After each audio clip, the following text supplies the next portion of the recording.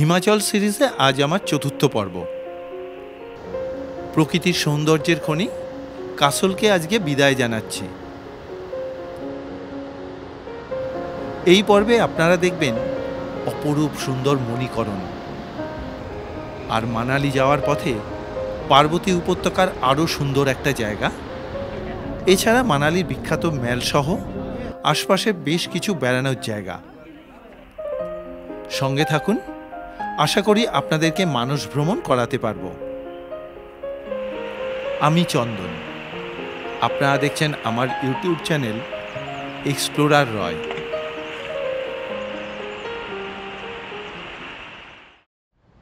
সুপ্রভাত বন্ধুরা, আজকে 22শে মার্চ 2025। এখন কাসলে আছি। আগের পর্বে আপনাদেরকে দেখিয়েছি আমি কাসলে ঢুকেছি, কাসলে একটা রাত্রি থেকেছি। আমরা গতকালকে ছিলাম এই হোটেলে। এই হোটেলের নাম হচ্ছে দ্য রিভার গার্ডেন হোটেল। খুব ভালো সার্ভিস পেয়েছি।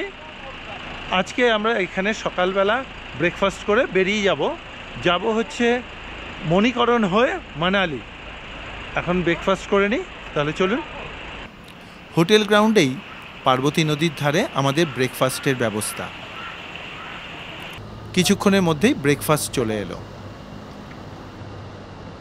ব্রেকফাস্টে ছিল গরম গরম পুরি, ডাল এবং অমলেট। আজকে কিন্তু পরিবেশনের দায়িত্বে শঙ্খ ও তৈরি হচ্ছে, সব ব্যাপারে তৈরি হচ্ছে। বেশি তৈরি না হয় ভালো, হাঁটনি বেড়ে যায়। আমরা মজা করতে করতে ব্রেকফাস্ট সেরে নিলাম।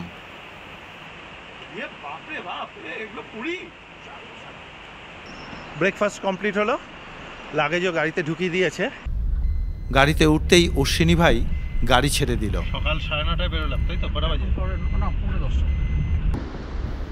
কাসলকে এবারের জন্য বিদায় জানাতেই হলো। তবে কাসলের এই সৌন্দর্যের টানে তাকে কথা দিয়ে গেলাম আবার ফিরে আসব। মিনিট 15 চলার পরেই চলে এসেছি মণিকরণে। এখন আমরা দেখব মণিকরণ গুরুদ্বারা। মেন রাস্তা থেকে পাশ দিয়ে একটা সিঁড়ি নেমে গেছে।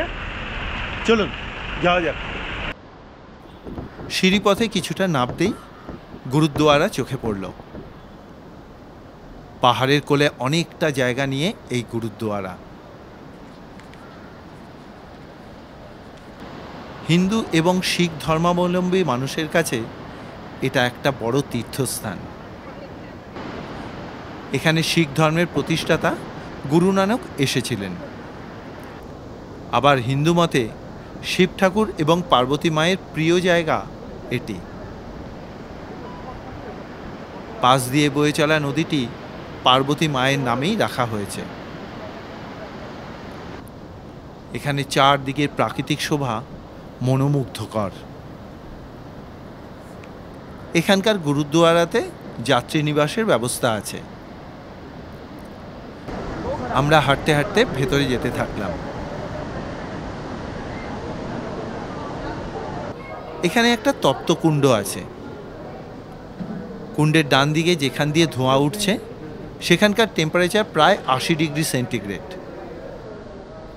আর কুণ্ডের বাদিকে ঠান্ডা জল মিশিয়ে টেম্পারেচার 35 থেকে 40 ডিগ্রিতে আনা হয়েছে ভক্তদের এই পবিত্র কুণ্ডে স্নান করার জন্য। এবারে ওপরের দিকে গেলাম লঙ্গর দেখতে। এখানে প্রচুর মানুষ লঙ্গরে খাওয়া দাওয়া করছেন। এখানকার লঙ্গরের আয়োজন দেখার মতো। আমরা হোটেলে ব্রেকফাস্ট করে এসেছি বলে এখানে আর প্রসাদ খেলাম না। আমরা সব কিছু দেখে কিছুক্ষণ বাদে বেরিয়ে পড়লাম। এবারে গুরুদ্বারাতে গুরু নানককে প্রণাম জানিয়ে বেরিয়ে পড়লাম। গুরুদ্বারা দেখে বেরোলাম। আমার খুব ভালো লেগেছে, এটুকু বলতে পারি। তবে অনেকটা নিচের দিকে সিঁড়ি ভেঙে নামতে হয়। আবার গাড়িতে উঠে চলতে থাকলাম। এদিকের প্রাকৃতিক শোভা অকল্পনীয় সুন্দর। ঘন সবুজে মোড়া উঁচু উঁচু দেওদার আর রডোডেন্ড্রনের গাছের মধ্যে দিয়ে আমাদের চলার পথ। একদিকে পাহাড়ের দেওয়াল আর অন্যদিক দিয়ে বয়ে চলা পার্বতী নদী পুরো ল্যান্ডস্কেপটাই অপূর্ব সুন্দর লাগছে।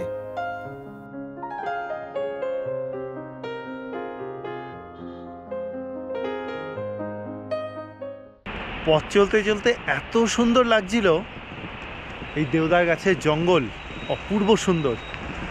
তা আমাদের যে গাড়ির ড্রাইভার অশ্বিনী ভাই, তা অশ্বিনী ভাইকে একবার বলেই ফেললাম গাড়িটা দাঁড় করানোর জন্য, আর নিজেকে কন্ট্রোল করতে পারলাম না। এই সামনে যে পার্বতী রিভার রয়েছে, সুন্দর একটা জায়গা, একটু নদীর ধারে গিয়ে দেখব। চলুন যাওয়া যাক তাহলে। এই জায়গাটা গাড়ি থেকেই খুব সুন্দর লাগছিল। এবারে হাঁটতে হাঁটতে মেন রাস্তা থেকে নিচের দিকে যাওয়ার রাস্তা ধরলাম। লক্ষ্য একটাই, ওই যে দূরে পার্বতী নদী, ওর ধারে যেতে হবে। তাই প্রবল উৎসাহ নিয়ে পাহাড়ের গা দিয়ে মাটির রাস্তা ধরে এগিয়ে চললাম। গাছের ফাঁক দিয়ে আসা নতুন দিনের রোদের উষ্ণতা আমাকে আরও বেশি উৎসাহী করে দিল। আমিও নদীর শব্দ আর পাখিদের ডাক শুনতে শুনতে পাকদণ্ডী পথে নেমে এলাম রিভার বেডে। দূর থেকেই জায়গাটা খুব ভালো লাগছিল। আরও একটু এগোতেই অবাক হয়ে গেলাম। উঁচু উঁচু দেওদার গাছের মধ্যে সুন্দর একটা জায়গা, আর পাশ দিয়ে সশব্দে বয়ে চলেছে পার্বতী নদীর জলের ধারা। পরিবেশটাই কিরম আনমনা করে দেওয়ার মতো। প্রকৃতি এখানে তার নিচের মতন করে রয়েছে। সত্যি বলুন তো, জায়গাটা অপূর্ব সুন্দর কিনা?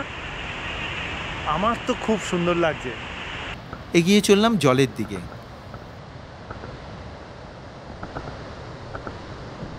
এখানে বসে হইচই করে কথা বলা যায় না, শুধু প্রকৃতির ভাষা বোঝার চেষ্টা করতে হয়, তবেই এই সৌন্দর্যের পুরোটা উপলব্ধি করা যাবে। আমিও চুপচাপ কিছুক্ষণ এখানে বসে রইলাম।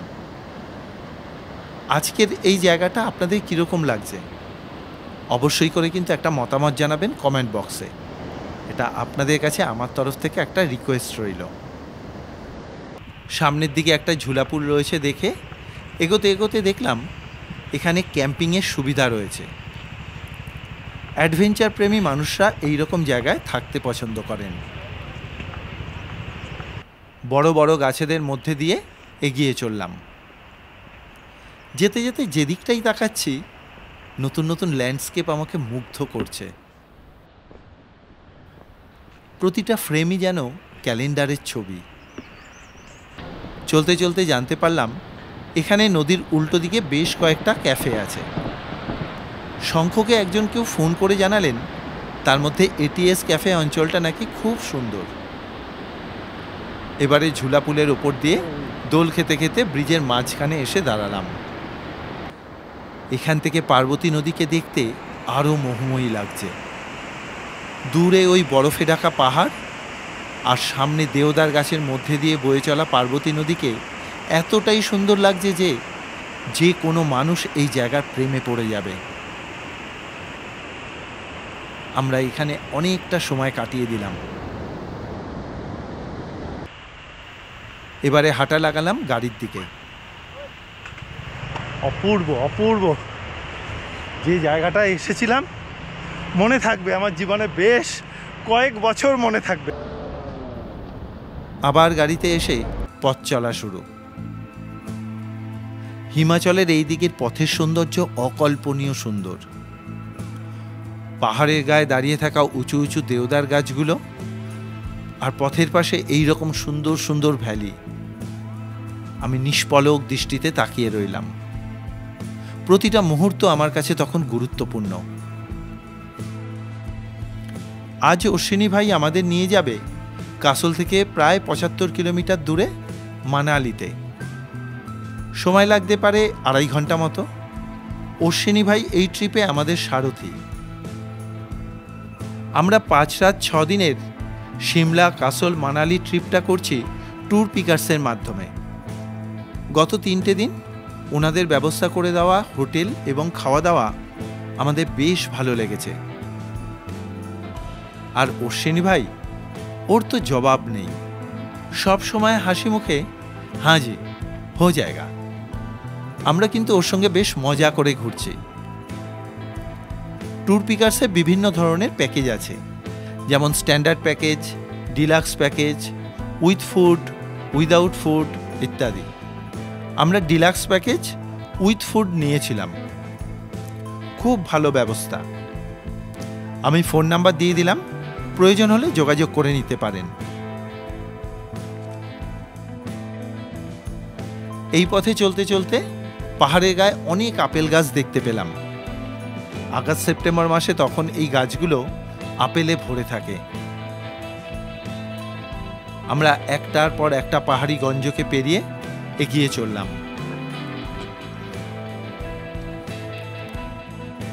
চারদিকে সবুজে ঘেরা পথ আর পাশ দিয়ে বয়ে চলা পার্বতী নদীর শোভা এতটাই সুন্দর লাগছিল, আমি নিষ্পলক দৃষ্টিতে তাকিয়েছিলাম।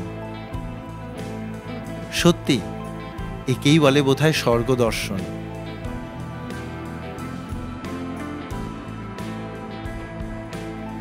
এবারে আমরা ভুন্টারকে পেছনে রেখে মানালির দিকে এগিয়ে চললাম। বাদিক দিয়ে বয়ে চলেছে বিয়াস নদী, এটা মানালির থেকেই আসছে। যেতে যেতে আমরা কুলু ভ্যালিকে পেরিয়ে সামনে এগিয়ে চললাম। এখনো আমাদের যেতে হবে প্রায় 40 কিলোমিটার। এই কুলু উপত্যকার সৌন্দর্য সেপ্টেম্বর অক্টোবর মাসে দেখার মতো। মণিকরণ থেকে মানালি যাওয়ার পথে কুলু ভ্যালিটা জাস্ট ক্রস করার একটু বাদেই পথের ধারেই পড়ে মাতা বৈষ্ণোদেবী টেম্পল। এই বৈষ্ণোদেবী টেম্পল কিন্তু এই যে সিমলা, কুলু, মানালি, মণিকরণ এই জায়গাকার একটা সাইট সিনের মধ্যেই পড়ে। আমাদের গাড়ির ড্রাইভারও দাঁড় করিয়ে দিয়েছে। তাহলে চলুন যাওয়া যাক। কিন্তু মন্দিরের ভেতরে কোনো ছবি তোলার অনুমতি নেই। মন্দিরের ভেতরে পুরো দেখে বেরিয়ে আসতে হলো। ফটোগ্রাফির তো কোনো অনুমতি নেই, তাই আপনাদেরকে দেখাতে পারলাম না। ভেতরে মাতা বৈষ্ণোদেবী আছেন, খুব সুন্দর করে সাজানো। একদম একটা সরু গুহার মধ্যে দিয়ে মায়ের কাছে পৌঁছতে হবে, মাতার দর্শন করতে হবে, ওখানে পুজোও দেওয়া যায়। তারপরে ওখান থেকে চলে যেতে হবে। আরও অন্যান্য দেবদেবী রয়েছেন, যেমন মা লক্ষ্মী আছেন, মা সরস্বতী আছেন, নবগ্রহ আছে। এগুলো সব দেখে তারপরে আমরা আবার মন্দির থেকে বেরিয়ে আসলাম। আবার গাড়িতে উঠে পথ চলা শুরু। কিছু দূর এগোনোর পরেই পুরো ল্যান্ডস্কেপটা পাল্টে গেল। তখন সমতল রাস্তার সাথে দূরে কালো পাহাড়গুলোর পেছনে বরফে ঢাকা পাহাড় দেখা যাচ্ছে। অদ্ভুত সুন্দর লাগছে। এই ভালো লাগাকে সঙ্গী করে এগিয়ে যেতে যেতে কিছুক্ষণ বাদে গাড়ি আমাদের একটা জায়গায় এসে থামলো।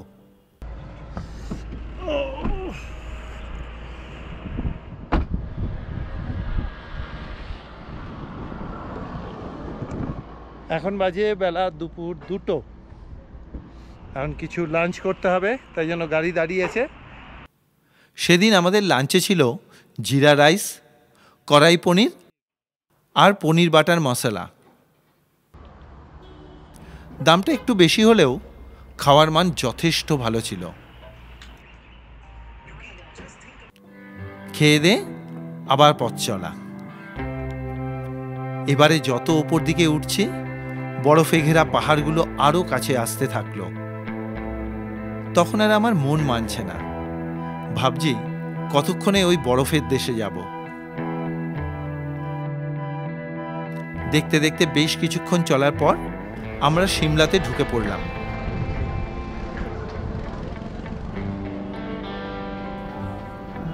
অশ্বিনী ভাই আমাদেরকে হোটেলে নিয়ে চলল।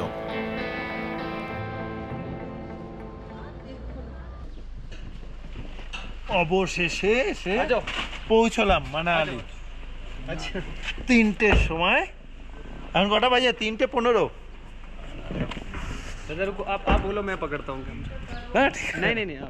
অশ্বিনী ভাই স্টারিং ছেড়েই আমার ক্যামেরা ধরতে চলে এলো। ও আমাদের ট্রিপটা আরো সুন্দর করে দিয়েছে। আমাদের হোটেল ছিল সাবা মানালি ইন। বাইরে থেকে দেখতেই বেশ ভালো লাগছিল।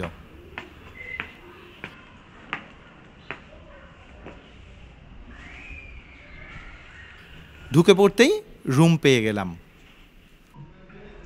লিফটে করে উঠে আমাদের রুম ছিল 401 নম্বর। দরজা খুলতেই দেখি খুব সুন্দর একটা ভিউ রুম আমাদেরকে দেওয়া হয়েছে। রয়েছে কিং সাইজের একটা খাট, একদম টিপ টপ করে সাজানো। এছাড়াও রুমে রয়েছে টিভি, ওয়ার্ক টেবিল, ওয়ার্ড্রপ। রুমটা দেখলেই বোঝা যাচ্ছে হোটেলটা একদমই নতুন। বিছানা থেকেই বাইরের পাহাড়ের একটা ভালো ভিউ পাওয়া যায়। এটা ঠিক, ট্যুর পিকার্স আমাদের যে কটা হোটেলে রেখেছে সবকটাই সেরা। ওয়াশরুমটা বেশ বড় এবং উন্নত মানের, সমস্ত সুবিধা রয়েছে। বিকেল 5:20 বাজে হোটেল থেকে বেরোলাম। এখন উদ্দেশ্য হচ্ছে একটু ম্যালে যাব, ঘোরাঘুরি করব, সন্ধেটা কাটাবো এইরকম। আমাদের ড্রাইভার সাহেব বললো পায়ে হেঁটে মাত্র মিনিট 5 মতো লাগবে। চলুন তাহলে যাওয়া যাক।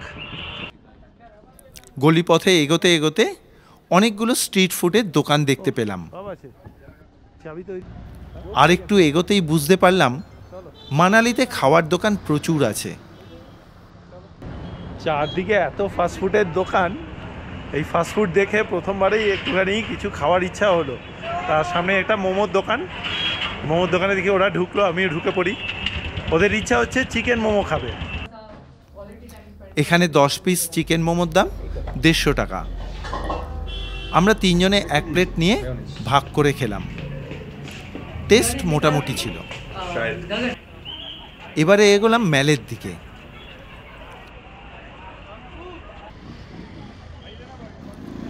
তখন বিকালের পড়ন্ত আলোয় পর্যটকদের নিয়ে ম্যাল চত্বর আস্তে আস্তে জমতে শুরু করেছে। এখানে কেনাকাটা করার জন্য প্রচুর দোকান রয়েছে, তার মধ্যে শীতবস্ত্র আর খাওয়ার দোকানই বেশি। আমি ঘুরে ঘুরে দোকানের জিনিসপত্র দেখতে থাকলাম। হঠাৎ চোখে পড়ল একদল লামাদের। যাই বলুন, মানালি ম্যালের একটা আলাদা আভিজাত্য চোখে পড়ে। চারদিকে পরিষ্কার পরিচ্ছন্ন, এমনকি ফুটপাতেও কোনো দোকান চোখে পড়ে না।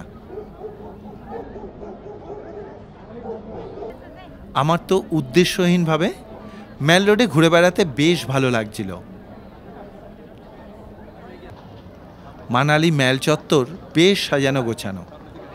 বড় বড় শোরুম থেকে শুরু করে ঝা চকচকে নাইট ক্লাব, এমনকি ঘর সাজানোর জন্য শিল্পীর নিজে হাতে আঁকা ছবিও পাবেন।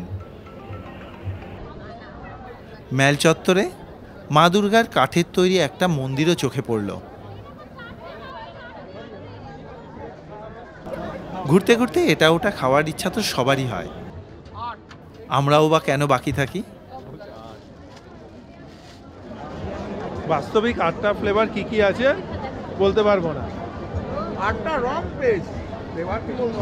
একদম তাই, 8টা রং পেয়েছি। এবারে ঘুরতে ঘুরতে আবার চলে এলাম যেখানে মোমো খেয়েছিলাম সেই দোকানে। শুনেছি এখানকার দম বিরিয়ানিটা বেশ ভালো হয়। আমরা 1 প্লেট নিয়ে 3 জনে ভাগাভাগি করে খেলাম। মোমোটা বেশ ভালো লাগছিল, আর এটাও কিন্তু দেখতে বেশ ভালো লাগছে। শঙ্কর একদম মিক্সড করেছে, ভালো লাগবে না। হ্যাঁ সত্যি খুব ভালো খেলাম। আবার এনাদের সঙ্গে কথা হচ্ছিল, এনারা নাকি আলাদা একটা শোরুম করছেন, যে শোরুমটার নাম হচ্ছে চিকেন দম বিরিয়ানিওয়ালা, যেটা একদম ম্যালের কাছাকাছি। এবারে আস্তে আস্তে হাঁটা লাগালাম হোটেলের দিকে। এই সন্ধ্যের সময় যখন হোটেলে ঢুকছি তখন এখানকার টেম্পারেচার দেখাচ্ছে 1 ডিগ্রি, আবার রাত্রেবেলা -4-এ নামবে। বেশ ভালো ঠান্ডা। রুমে ঢুকে কিছুক্ষণ রেস্ট নিয়ে রাত 9:30টার সময় চলে এলাম হোটেলের ডাইনিংয়ে। জায়গাটা বেশ সুন্দর করে সাজানো।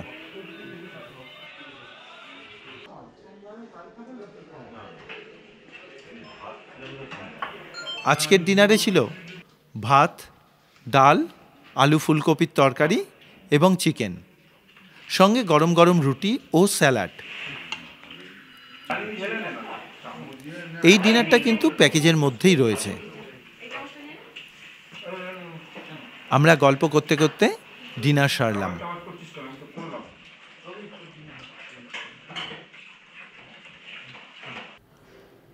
এরপরেই রুমে ঢুকে সোজা ঘুম। সুপ্রভাত বন্ধুরা, আজকে 24শে মার্চ 2025। এই মানালিতে একটা সুন্দর সকাল দিয়ে আজকের কিন্তু দিনটা শুরু হলো আমার। আজকে বেরোবো হচ্ছে এই মানালি শহরের মধ্যে যে যে দেখার জায়গাগুলো আছে, প্লাস তার সঙ্গে মানালি শহর থেকে একটু বেরিয়ে একটু দূরে যে জায়গাগুলো আছে সেগুলো দেখব। এখন বাজে সকাল 8:45। 8:30টার সময় আমাদেরকে হোটেল থেকে ব্রেকফাস্ট দেবে। ওই 8:30 পৌনে 9টায় আমরা ব্রেকফাস্ট কমপ্লিট করে টার্গেট আছে 9টা সোয়া 9টা নাগাদ বেরিয়ে পড়ব। আমরা ব্রেকফাস্ট করে বেরিয়ে পড়লাম। নিচে অশ্বিনী ভাই গাড়ি নিয়ে তৈরিই ছিল।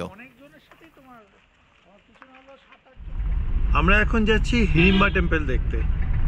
আমাদের হোটেল থেকে এই হিড়িম্বা টেম্পলের ডিস্টেন্স হচ্ছে 2 থেকে 2.5 কিলোমিটার মতন। গাড়িতে যেতে যেতে বাইরে দেওদার গাছের জঙ্গল আর তার মধ্যে সুন্দর সুন্দর বাড়িঘরগুলো দেখতে দেখতে শঙ্খের গলায় এইরকম সুন্দর একটা গান।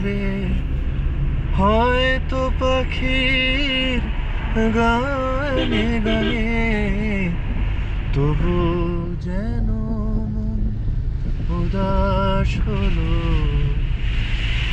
চলে যেতে যেতে দিন বলে যায়। কি বলো শঙ্খ, সত্যি গ্রেট। কি জ্বালাতন, কিচ্ছু গ্রেট নেই। এইভাবে আরও কিছুক্ষণ বাদেই মিনিট 10 মধ্যে এসে পৌঁছে গেলাম হিড়িম্বা টেম্পলে। চলুন দেখা যাক। পার্কিং থেকে কিছুটা হেঁটে যেতে হয়। যাওয়ার পথে দেখলাম এখানে অনেক থাকার ব্যবস্থা রয়েছে।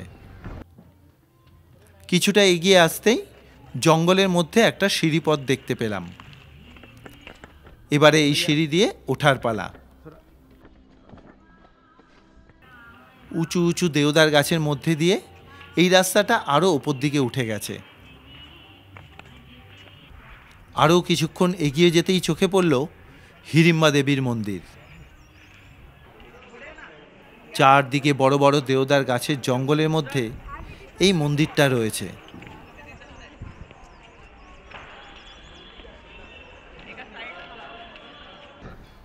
এখানকার সবুজ পরিবেশ আর গাছে গাছে পাখিদের ডাক সব মিলেমিশে এখানকার প্রাকৃতিক সৌন্দর্য আলাদা এক মাত্রা পেয়েছে। মহাভারতে উল্লেখ আছে, পঞ্চপাণ্ডব বনবাসে থাকার সময় তারা এই স্থানে আসেন। তখন এই স্থানে হিড়িম্ব এবং হিড়িম্বার ভাই এই 2 রাক্ষসদের সঙ্গে ভীমের যুদ্ধ হয়। সেই যুদ্ধে হিড়িম্ব এবং হিড়িম্বার ভাই দুজনেই মারা গেলে তাদের একমাত্র বোন হিড়িম্বাকে ভীম বিবাহ করেন। তাদের একটি পুত্র সন্তানেরও জন্ম হয়, তার নাম ঘটোৎকচ। পরবর্তীকালে পঞ্চপাণ্ডবের বনবাসকাল শেষ হলেও হিড়িম্বির আর ভীমের সঙ্গে ফিরে যাওয়া হয়নি। তখন তিনি এই স্থানে থেকে রাক্ষসী হিড়িম্বি থেকে দেবী হওয়ার জন্য সাধনা শুরু করেন এবং তিনি তাতে সফলও হয়েছেন। তার সাধনাস্থলেই মন্দির তৈরি হয়েছে। এই মন্দিরটা অনেক বছরের প্রাচীন মন্দির। পুরো মন্দিরটাই দেওদার গাছের কাঠ আর পাথর মাটি দিয়ে তৈরি করা হয়েছে। এই মন্দিরটি 1553 খ্রিস্টাব্দে মহারাজা বাহাদুর সিং তৈরি করে দিয়েছিলেন। মন্দিরের কাঠের কাজ চোখে পড়ার মতো। আজকের এই মানালি ভ্রমণের ভিডিও আপনাদের কীরকম লাগছে অবশ্যই করে একটা মতামত জানাবেন কমেন্ট বক্সে। আপনাদের মতামতগুলো পেলে আমি অনেক বেশি উৎসাহ পাই নতুন নতুন ভিডিও তৈরি করতে। আমরা এই মন্দিরের সামনে অনেকক্ষণ ঘুরে বেড়ালাম। সামনের দিকে আছে ঘটোৎকচ মন্দির। চলুন সেখানে যাওয়া যাক। সবুজ গালিচা পাতা, দেওদার গাছেদের মধ্যে দিয়ে রাস্তা আরও কিছুটা ওপর দিকে উঠে গেছে। কিছুক্ষণের মধ্যেই পৌঁছে গেলাম ঘটোৎকচকে উৎসর্গ করা মন্দিরের কাছে। এখানে একটা বড় গাছের নিচে তার বেদি আছে। স্থানীয় মানুষজন তাদের মনস্কামনা মানত করার পর সেটা পূরণ হলে লোহার জিনিস দিয়ে পুজো দিয়ে থাকেন। এখানে কিছুক্ষণ থেকে আমরা বেরিয়ে পড়লাম। আবার হাঁটতে হাঁটতে হিড়িম্বা দেবীর মন্দির হয়ে গাড়ির কাছে চলে এলাম। ঠিক আছে। এরপরে চলে এলাম মানালি ক্লাব হাউসে। এখানে বিভিন্ন অ্যাক্টিভিটিস হয়। ভেতরে ঢোকার জন্য 25 টাকা করে টিকিট। আমরা আর ভেতরে ঢুকলাম না। এবারে গাড়িতে উঠে চললাম আমাদের পরবর্তী গন্তব্য বনবিহারে। এই বনবিহার জায়গাটা মানালি শহরের মধ্যেই পড়ে। অশ্বিনী ভাই এখন আমাদেরকে নিয়ে এলো বনবিহার করাতে। এখানে বড়দের জন্য 50 টাকা আর 8 বছর পর্যন্ত বাচ্চাদের টিকিট 20 টাকা করে। ঢুকেই জায়গাটা বেশ ভালো লাগলো।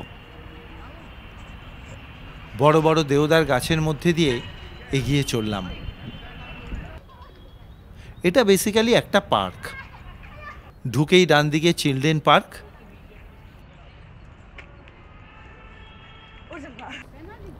আরও কিছুটা এগিয়ে যাওয়ার পর পড়বে বোটিংয়ের জায়গা। তবে এখানে কারোকে বোটিং করতে দেখলাম না। এখান থেকে বেরিয়ে বাদিকে আনমনা হয়ে চলতে থাকলাম। চারদিকের এই সুন্দর প্রকৃতি আর তার সঙ্গে বিভিন্ন পাখিদের ডাক, পরিবেশটাই মনকে আনমনা করে দেওয়ার মতো। বিশ্বাস করুন, এই মানালি শহরের মধ্যেই যে এত সুন্দর একটা পার্ক আছে ভাবাই যায় না। এত ইট কাঠ পাথরের সব চারদিকে বিল্ডিং, তার মধ্যে এত সুন্দর একটা প্রাকৃতিক পরিবেশ, ভাবাই যায় না। কি সুন্দর লাগছে চারদিকে এরকম পাখিদের ডাক। উফ। এই উঁচু উঁচু গাছগুলোর মধ্যে দিয়ে চলতে চলতে ভাবছিলাম মানালিতে যখন বরফ পড়ে তখন এই জায়গাটা কত সুন্দরভাবে সেজে ওঠে। তখন আরও একবার আসতে হবে। এই পার্কের মধ্যে দেওদার গাছ ছাড়াও অনেক চির গাছ দেখতে পেলাম। আর নাম না জানা কত ধরনের পাখির ডাক শুনতে পাচ্ছি।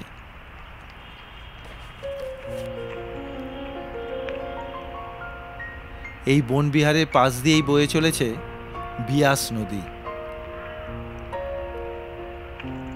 আমি নদীর চলার শব্দ আর পাখিদের ডাক শুনতে শুনতে ভাবছিলাম প্রকৃতি আমাদেরকে সব সময়ের জন্য কাছে করে নেয়। এই প্রকৃতির মাঝে শান্ত মনে কিছুক্ষণ বসে থাকলে মনটা যেমন শান্তি পায়, আর তেমনি বুক ভরা সতেজ বাতাস নিয়ে নতুন উদ্যমে কাজ করার শক্তি ফিরে পাই। তাই তো শহরের স্বার্থপর জীবন থেকে কিছুদিনের জন্য বেরিয়ে পড়ি নতুনভাবে বাঁচার আশায়, সমস্ত ক্লান্তিকে ধুয়ে নিতে। এই বনবিহার জায়গাটা আমার বেশ ভালো লাগলো। বেশ অনেকটা সময় কাটালাম এখানে, খুব সুন্দর লাগছিল। এতটা ভালো লাগছিল এখানে বসে থাকতে, কি বলবো। আপনারা যদি আসেন আপনারাও চেষ্টা করবেন এই জায়গাটাতে অন্তত 1-1.5 ঘন্টা সময় রাখতেই। একটু ভেতর দিকে ঢুকে আসবেন, তাহলে আমার মনে হয় খুব ভালো লাগবে। প্রথমে এই জায়গাটার গুরুত্ব আমি ততটা দিইনি। তখন আমাদের ট্যুর অপারেটর, ট্যুর পিকার্সের মালিক বিশ্বজ্যোতিরা আমাকে জোর করেই বলল, একবার ঘুরে এসে আমাকে জানাও জায়গাটা কীরকম। সত্যি এখন বুঝতে পারছি এখানটায় না আসলে মানালি ঘোরাটাই বোধহয় অসম্পূর্ণ থাকতো। পরে আমি দাদাকে ধন্যবাদ জানিয়েছিলাম। এবারে বনবিহার গেট থেকে বেরিয়েই রাস্তার উল্টো দিকেই আছে তিপ্তিয়েন মনাস্ট্রি।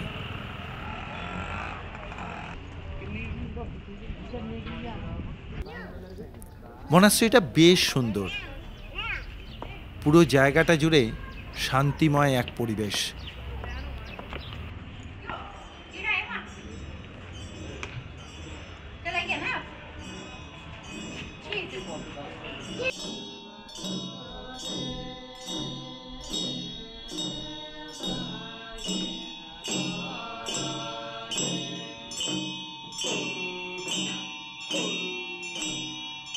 এখানে কিছু সময় কাটিয়ে বেরিয়ে পড়লাম।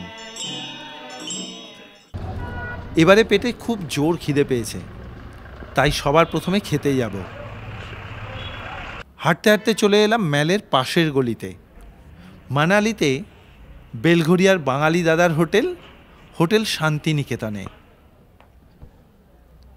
আমাদের ইচ্ছা ছিল বাঙালি খাবার খাবো। আমরা চিকেন থালির অর্ডার দিয়েছি আমরা দুজনে, আর শঙ্খ চিকেন খাবে। আমরা যেমন সবজি, ডাল, ভাজা সব কিছু দিয়ে খাবো, শঙ্খ ওই সমস্ত কিছু খাবে না। শঙ্খ ঠিক করেছে শুধু চিকেন আর ভাত।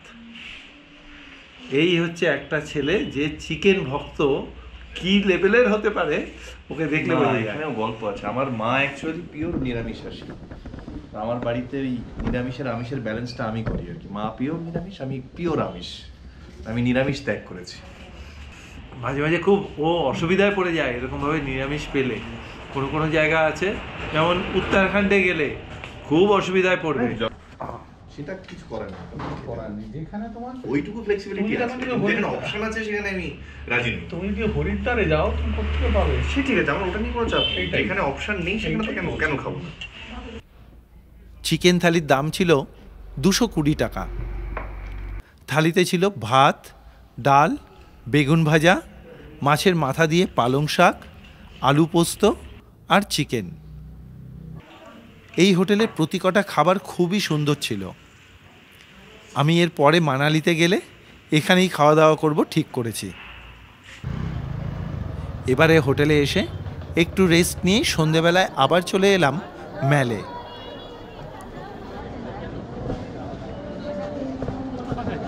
অনির্বাণদা কিরম লাগছে? দারুণ দারুণ, খুব ভালো, একদম টেস্টি মোমো। 20 টাকা পিস। এখানে কিছু খাওয়া দাওয়া এবং সন্ধেবেলা মেলে একটু ঘোরাঘুরি করে বিগত 4 দিন ধরে আমরা অশ্বিনী ভাইয়ের সঙ্গে ঘুরছি তার গাড়িতেই। আগামীকাল অর্থাৎ 25 তারিখ ওর জন্মদিন, সেটা জানতে পেরেছি। তাই জন্য আমরা তিনজনে মিলে ডিসিশন নিলাম যে আজকে অর্থাৎ 24 তারিখ রাত্রি 12টার সময় ওকে নিয়ে একটা ছোট্ট পার্টি করব। তার জন্য একটা কেক কেনা হলো, কারণ আগামীকালও ও আমাদের সঙ্গেই থাকবে। ওর জন্মদিনটা যেন একদম পুরো সাদামাটা না যায়, তার জন্য আমরা একটু চেষ্টা করি, একটু আনন্দ করি সবাই মিলে। রাতে খাওয়া দাওয়ার পর ওর বার্থডে আমরা সেলিব্রেট করলাম সবাই মিলে। थैंक यू सो मच दादा यार, साला गर्लफ्रेंड ने याद नहीं किया, आपने याद किया। Happy birthday, thank you so much दादा। Happy birthday in advance. Thank you, thank बहुत you. अच्छा रहो। Thank you happy birthday, happy so much, birthday, happy birthday. Thank you thank you thank you. बैठो बैठ के काटो। चलो पहले फूल मारो। Happy birthday to you, happy birthday to thank you so much. Happy birthday dear Ashwini, happy birthday to you. बस बस बस बस, क्लोज प्लीज। खाओ। नहीं पहले पहले पहले नहीं नहीं नहीं, पहले आप खाएंगे, पहले आप। ओके खा लिया। अब मेरा बारी। एक मिनट स्पून देता हूँ। नहीं थैंक यू।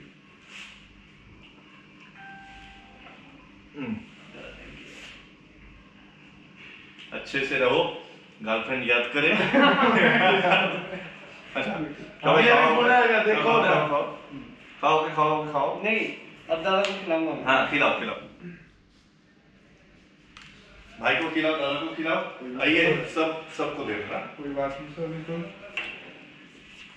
अरे अरे तू क्या?